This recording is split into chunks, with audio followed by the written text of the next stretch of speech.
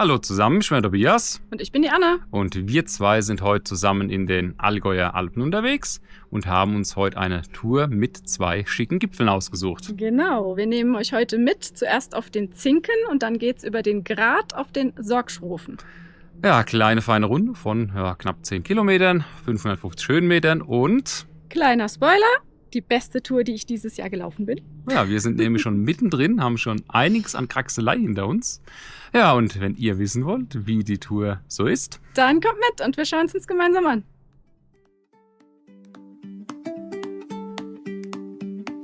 los ging es an einem Wanderparkplatz am Ortsrand von Unterjoch. Nochmal fix die heutige Route geprüft und dann ging es auch schon los mit dem Wanderspaß. Die ersten Meter führten uns zunächst noch mitten durch den beschaulichen Ort.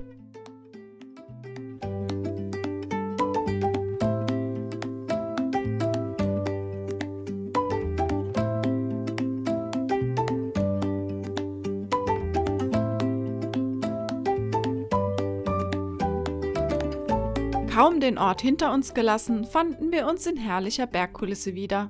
Da störten auch die anfänglichen Meter über Asphalt nicht. Entspanntes Panoramawandern mit leichter Steigung. So macht das Warmlaufen richtig Spaß.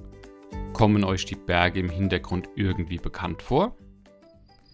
Ich habe gerade mal geguckt. Da drüben, den Bergkette, die ihr da seht, da sind wir gestern drüber gelaufen, über den Iseler Grat. Hat total Spaß gemacht. Und das Lustige ist, dadurch sind wir auch auf die Tour heute gekommen. Von dort konnte man nämlich den Sorgschrofen ganz toll sehen. Und da haben wir gedacht, oh, der sieht geil aus. Gucken wir mal, ob es da eine Tour gibt, die uns Spaß machen könnte. Die haben wir entdeckt und da geht's jetzt hin. Da strahlt sie, die liebe Anne. Sie hatte sich am Vorabend noch zur Tour informiert und das ein oder andere Bild bzw. Video dazu angeschaut. Die Vorfreude war also schon mal groß. Groß war auch die Kaffeelust, hatten wir am Morgen doch noch keinen bekommen. Abhilfe sollte ein am Weg liegender Hofladen schaffen. Tobi, das sieht aber nicht wie Kaffee aus.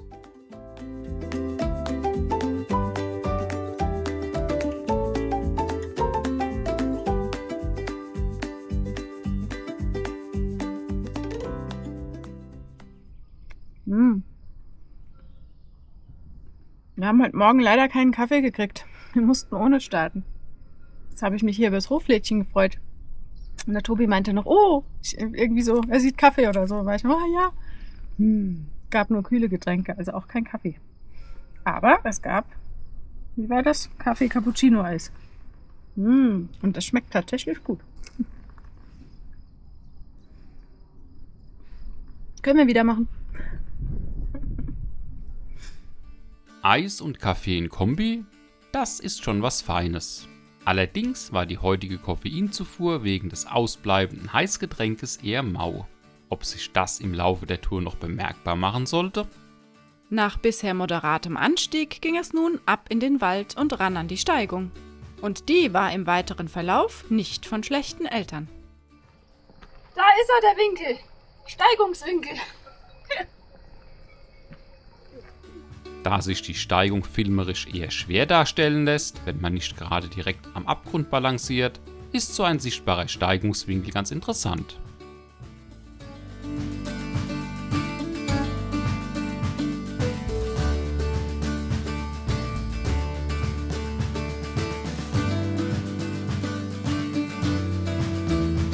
Da sieht der Tobi aber schon ganz schön gequält aus. Die mangelnde Koffeinzufuhr schien sich bei ihm wohl schon bemerkbar zu machen. Ja, zu seiner Entschuldigung muss man sagen, es geht wirklich steil hier hoch. Und obwohl wir früh sind, es ist ganz schön warm heute Morgen schon. Es sind ja wieder über 30 Grad gemeldet. Ja, ich sehe, du tropfst genauso wie ich. Es fließt überall. Ja, nicht nur die Anne darf heute schwitzen, auch der Tobi. Oh ja. Da war es heute wohl eine Mischung aus mehreren Faktoren. Aber das hielt weder Anne noch mich davon ab, weiter den heutigen Gipfelzielen entgegenzustreben.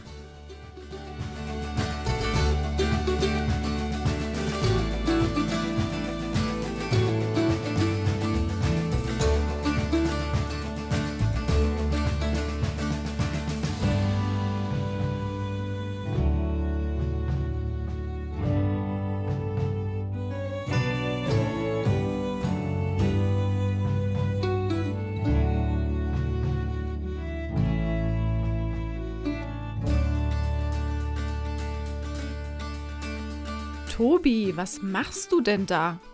Ich muss schon sagen, steif ist für ihn noch gar kein Ausdruck.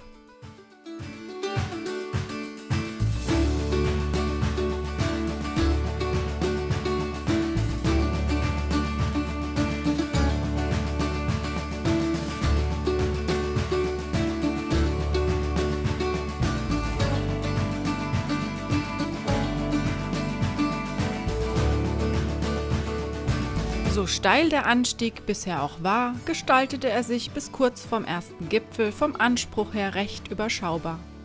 Der spaßige Teil begann dann kurz vorm Zinken. Dort wurde es nämlich noch steiler und wir durften die Hände dazu nehmen, um weiterzukommen. Das lenkt dann immerhin von der Anstrengung ab und macht das Höhenmeterkillen angenehmer.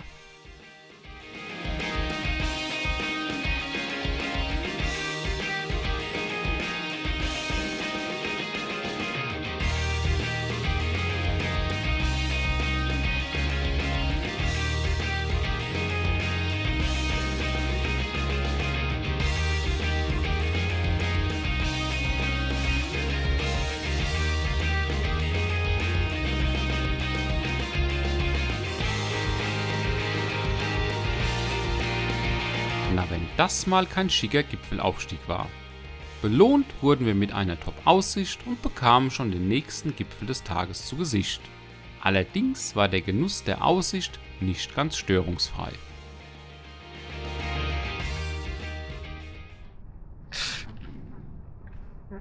Kommen die nächsten. Ja, es ist unglaublich viele Fliegen. Wenn kein Wind da ist, dann traut man sich kaum zu atmen. Also nichts wie weiter. Ein kurzes Stück zurück und dann ab an die Überschreitung zum Sorgschrofen. Gerüchteweise hatte Tobi in der Nacht zuvor davon geträumt, in der nun folgenden Felsspalte stecken zu bleiben. Sieht auch ganz schön eng aus. Ob er da durchpasst?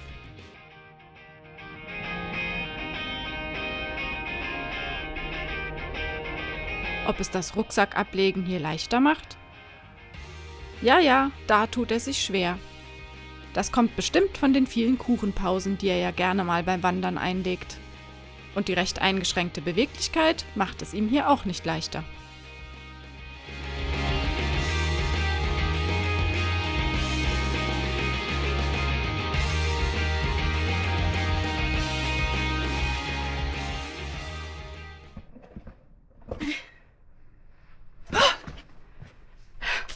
Okay, ich gebe zu, es war eng, aber Tobis Albtraum war nicht gerechtfertigt. Nicht stecken geblieben. Keiner von uns ist mal eine Erfahrung, definitiv. Das war definitiv eine Erfahrung. Wer rechnet schon am Berg damit, sich bei der Kraxelei mehr vor dem Steckenbleiben in Acht nehmen zu müssen, als vor dem Abstürzen? Der nun anschließende Wegabschnitt zwischen Zinken und Sorgschrofen hielt sich dann aber wieder an die gewohnten Regeln des alpinen Geländes und forderte an den vielen steilen und schmalen Passagen die volle Aufmerksamkeit des Bergwanderers, um keinen Fehltritt oder Fehlgriff zu machen.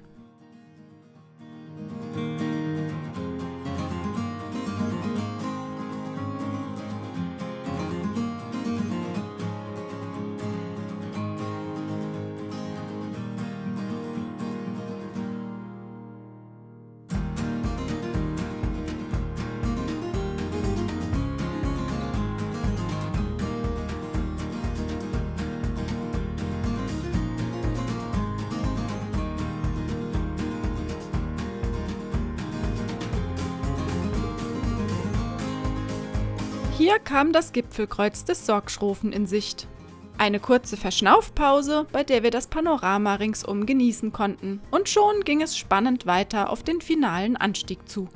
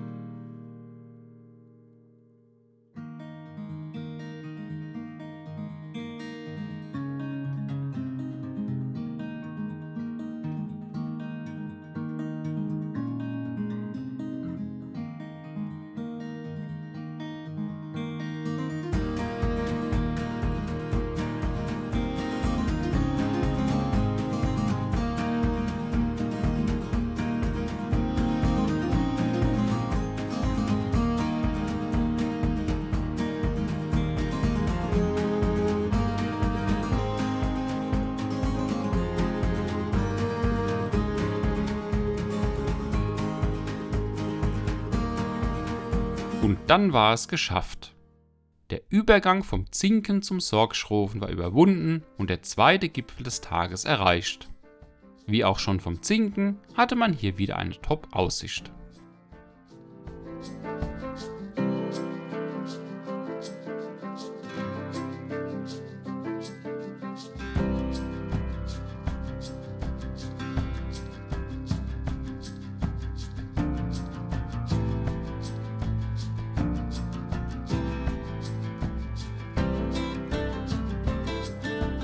Nach dem ausgiebigen Panoramagenuss ging es nun an den Abstieg.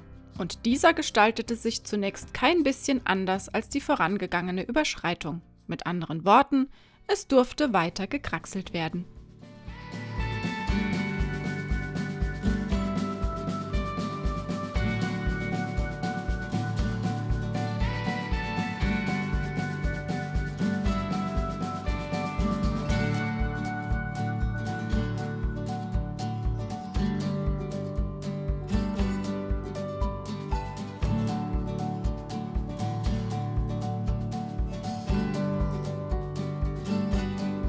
Ganz schön steil diese Stelle.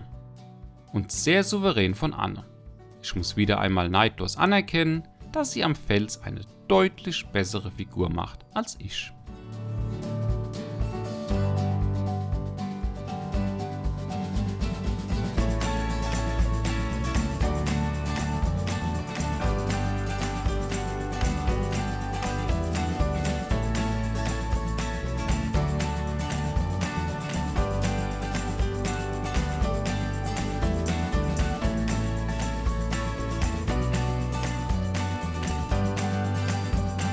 War das etwa ein kleiner Schwächeanfall, Tobi?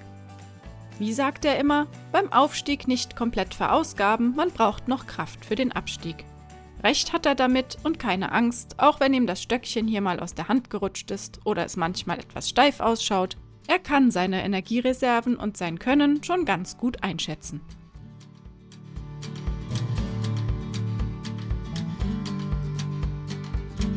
Nun war es soweit. Der spaßige Teil der Tour lag hinter uns. Der schmale Pfad, welchem wir nur noch ein Stück folgten, ließ sich aber auch sehr schön wandern.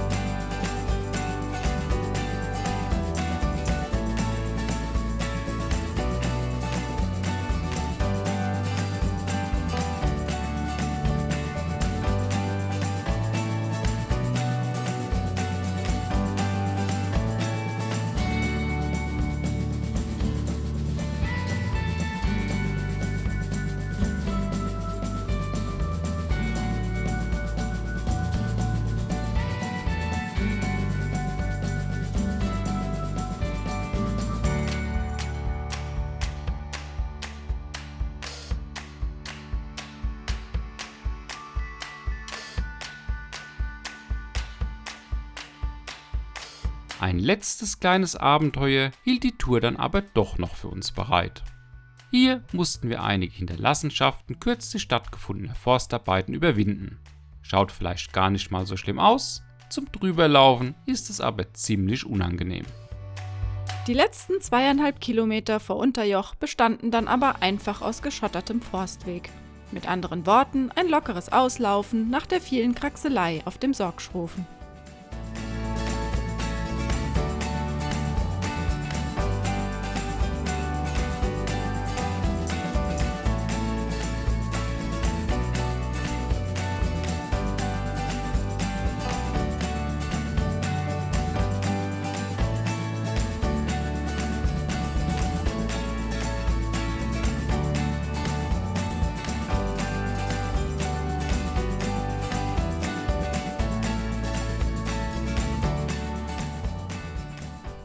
Ja, da haben wir es geschafft. Der Zinken und der Sorgschrofen sind bestiegen. Und sie haben unglaublich viel Spaß gemacht. Alle beide Gipfel waren super. Also klar, Aussicht hat man immer. Die Kraxeleinlagen, die waren meiner Meinung nach fantastisch. Es ging hoch, es ging runter, es gab viel Stahlseil. Also ein bisschen Klettern war dann quasi schon durchaus Ja. auch mit dabei. So fantastisch es oben war, der Weg hin und der Weg zurück, die sind ein bisschen zäh. Morgens sind wir über den Asphalt gelaufen, da gab es schöne Landschaft rundherum, das war dann soweit okay. Und jetzt der Rückweg über Forstweg, mehrere Kilometer, das zog sich dann doch ganz schön. Aber nichtsdestotrotz, wie es Jane gesagt hat, die Gipfel und der Weg zwischendrin lohnen auf alle Fälle. Ja, was ihr auf jeden Fall beachten solltet, wenn ihr die Tour machen wollt, gibt es auch hier am Parkplatz einen entsprechenden Hinweis zu der Tour, nur für geübte Bergsteiger.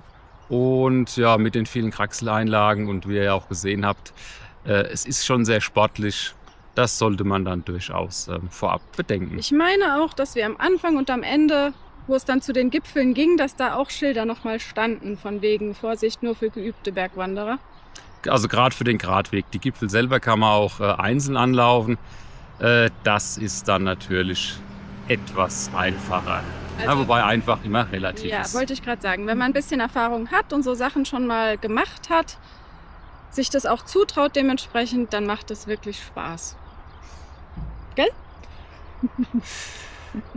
Also, ihr macht es natürlich deutlich mehr Spaß Verstehe ich wie nicht. wir. Aber gut. Nee, kleiner Scherz am Rande. Also, wir hatten beide richtig viel Spaß heute gehabt. Und ja, dementsprechend für dieses Mal war es das wieder von uns. Wir hoffen, euch hat es gefallen, uns auch bei dieser sportlicheren Tour zu begleiten. Euch wie immer viel Spaß beim Wandern. Und dann sehen wir uns beim nächsten Mal wieder.